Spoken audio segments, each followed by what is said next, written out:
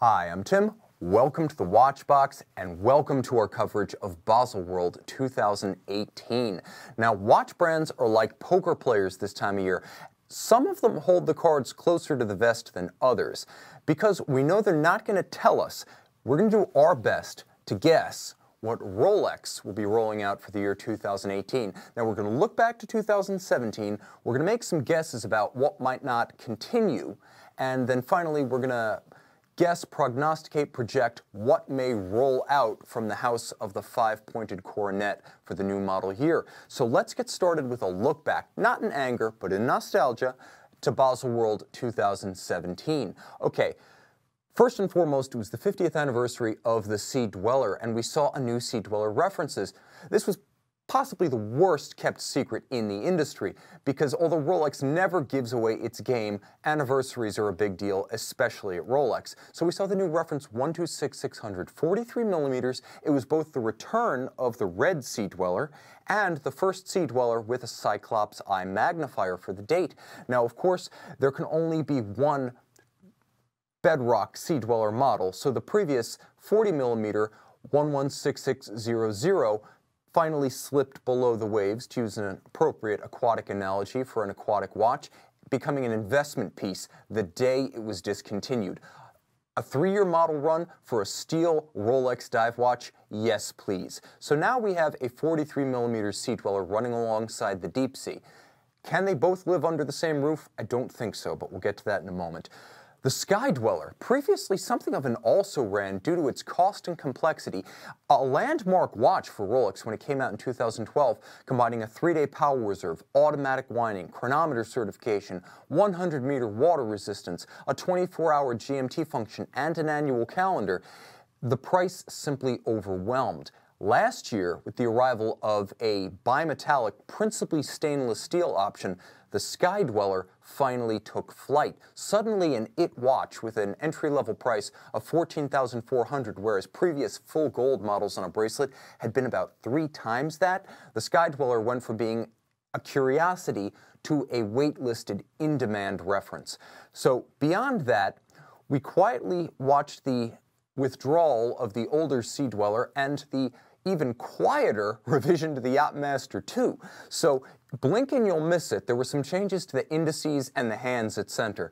Again, this is important to Rolex guys, principally Rolex guys 40 years hence looking for artificial distinctions. I'm sure the Italians will have a wonderfully cute nickname for the old-style Yacht-Master II dial.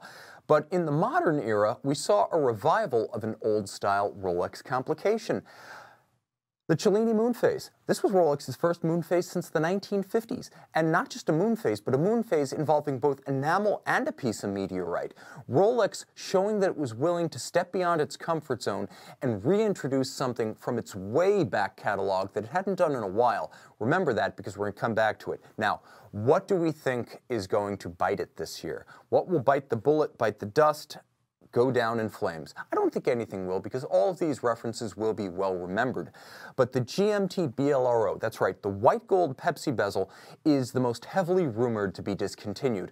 Now, this came out in 2014, so it was an infrequently purchased watch because of its price. And because gold Rolex sports watches generally sell in colored gold rather than the more subtle white gold. So expensive, a short production run, and rarely seen, it has all the perfect storm makings of a Rolex collector piece. That said, I believe, speculatively, that the other discontinuations will also be big pieces, so to speak. I believe that the Deepsea, having done 1 decade in the catalog, will be discontinued. It will bow out with honor because it sold strongly following the debut of the Deepsea Deep Blue, also known as the James Cameron, in 2014. Never a hot reference before that variation came out, it picked up markedly after that debut and became something of an in-demand watch, with the original version even finding greater pull in the market because of the arrival of the Deep Blue. I think it will leave with its head held high, but it will leave all the same, because I cannot imagine that Rolex will maintain a 43 millimeter Sky-Dweller and a 44 millimeter Sky-Dweller running in parallel at the same time, and they're very close in price as well. So finally, the last to be voted off the body of land, shall be the Rolex Submariner Smurf. Now this is another watch that's done its decade. It came out in 2008. It was the first white gold Submariner in regular production. It was the first gloss blue dial Submariner. It was the first super case Submariner. It was the first ceramic bezel, Cerachrom bezel Submariner. It's a little bit like the Pepsi GMT in white gold in that because of the price and because the white metal did not communicate the wearer's wealth the way colored gold Rolex sports watches do, it always sold in smaller volumes. It's an historically important piece. It's reaching a laudable anniversary. I think if it left the catalog at this point, it would be well remembered as a collectible landmark watch, and Rolex does care about its legacy. When it has a model in production and it sees a chance to create a meaningful legacy and maybe even a little bit of interest in the aftermarket, I believe Rolex does that because a rising tide of interest lifts all boats, including on the new side. Now, predictions. I believe we will see a new GMT Master or a new Submariner. And I don't mean a new variation. I believe a next generation model. You will see a new GMT Master, the first all-new GMT Master family since 2005, or we'll see a new sub, because remember that Smurf was the first of the sub-Cs and the super case subs. It came out 10 years ago. That's usually a life cycle for a Rolex model. They don't extend too far beyond that. And by the time they get to a decade and a half, they're ripe for replacement. What I do believe is that we'll see some version of the Chroner G escapement, the 70-hour power reserve. The sub will have the caliber 3235, or the GMT will have maybe a new caliber like a 3285 or a 3286 powering it. So I believe one of those will happen, and there's only one possible scenario in which we don't see an all-new GMT or a sub, and I'll get to that in a moment. Now, I also think there's going to be a culling of the herd. Right now, Rolex has too many time-only, fixed bezel, steel, oyster case, 39 to 40 millimeter sports watches. They've got the Air King, they've got the Oyster Perpetual 39, they've got the Milgauss, they've got the Explorer 1, the 214-270. I think they're a little bit redundant, being similar in size, mechanical specification, and price point. And if you take them across a room and you don't have the Milgauss Z Blue among them, you hold up those four watches, a lot of people can't tell them apart. So I believe one of them will be discontinued, and if I had to guess, I would say it's the Milgauss. Now an 11-year-old model family, I believe that with only the GV, green crystal variant, still in the catalog, Rolex was playing out the string. I think this will be curtains for the Milgauss. What do I think will bow? I think we'll see, just as Cellini was willing to reach back into the 1950s and pull back a complication Rolex hadn't used in generations, we'll see it again, and I believe we will see a triple calendar Cellini, or a Cellini base metal watch. I think we'll see a triple calendar because calendar watches seem to be en vogue right now. We're seeing more of them than ever, and even simple triple calendars, as we saw with the Vacheron 56 family this year. Triple calendars are very hip at the moment, romantic, truly part of Rolex heritage without being contrived in any way. We may see something like a modern 6062 star dial. It could absolutely happen, especially with the Moonphase now in the catalog. That said, no brand does a better job of maintaining the equity in its name and better balancing supply, not quite enough, against demand, essentially unlimited, than Rolex. If there's one that competes on even terms, it's that micro-manufacturer across town in Geneva. It's that funny Frenchman who builds between 650 and 900 watches a year. Rolex is probably staring across the ways at FP Journe and wondering, why can't the Cellini line, which always struggles to gain traction, be like FP Journe's model lineup? Why can't we have a Chronomètre Bleu? Well, you know what? Rolex can. Whatever problem Journe has making enough cases and dials to satisfy Chronomètre Bleu demand, Rolex will not have. I wouldn't be shocked if they took a dramatically different direction with the Cellini, making a watch in steel, titanium, tantalum, or palladium, with a charismatic lacquered dial, or a combination metallic lacquered dial like the CB.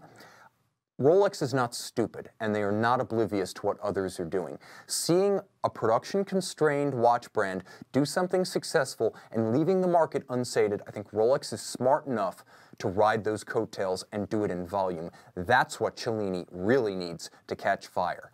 They need a Chronomètre Bleu. That said, I mentioned there was only one way we don't see a new sub or a new GMT family this year. And the only way that happens is if we see a new Daytona. So here's the argument for and against a new Daytona. Here's the argument against. This is now an 18-year-old model reference, but it's as hot as ever. Arguably more in demand now than it was 10 years ago during the financial crisis, unarguably. The steel ceramic Daytona is waitlisted out to infinity. There are longer waitlists for that watch than for the 5711 1A, the steel Patek Philippe Nautilus. With no problem selling all they can build, Rolex has no reason to redesign the Daytona. That said, it's Rolex, and they don't always do the predictable thing. So here are a couple of reasons why we might see a new Daytona. First of all, anniversaries. Not every anniversary is a nice round number. It's going to be the 55th year since the original Rolex Daytona. The watch that started as the Rolex Le Mans, as in the 24 Hours of Le Mans, became the Daytona after the Motor Speedway, the Super Speedway at Daytona Beach, where Rolex chronographs were in popular use as timing instruments for race car drivers. It's been 30 years since the arrival of the modern Daytona, the first Daytona with the automatic winding movement, the chronometer certification, the metal tachymeter bezel, and the screw-down crowns, the Zenith-powered reference 16520. That was a landmark watch. That was the year the Cosmograph became the Daytona, and the legend was born. After that, a core Rolex reference. Before that, and also ran that they couldn't sell. So that was a big year for the Daytona. That's another important anniversary that might be marked. It's the 5th anniversary of the platinum chocolate ceramic bezel anniversary Daytona. That was a milestone watch. That was the first ever platinum Daytona. So we're looking at a fistful of anniversaries, and then there's the simple fact that the Daytona is now 18 years old. Rolex understands that if you don't evolve, eventually you perish. The dinosaurs were the apex predators of their day until the minute the asteroid hit. That wasn't necessarily something they could anticipate. So even though the Daytona is probably their strongest single model line right now, there is always room for improvement, and never more so than when demand is red hot. If they took a few months to tool up for a new Daytona, people would be chomping at the bit to get both the old and the new Daytona, not one or the other. So I think we might see a new Daytona this year, the only way we don't see a new GMT or sub. Okay, now remember, anything is possible. Rolex is unpredictable. Sometimes they will do a Milgauss Z Blue and leave us all jaws agape, wondering where the heck that came from. Other times, you'll see it coming from a mile away, like with the 50th anniversary Sea-Dweller. If you're watching this after the fact, sound off in the chat box below. Comment, let me know how I did, tell me what I got wrong. And if you're not subscribed, definitely subscribe for the best coverage of Baselworld 2018 and our original programming here on the Watchbox.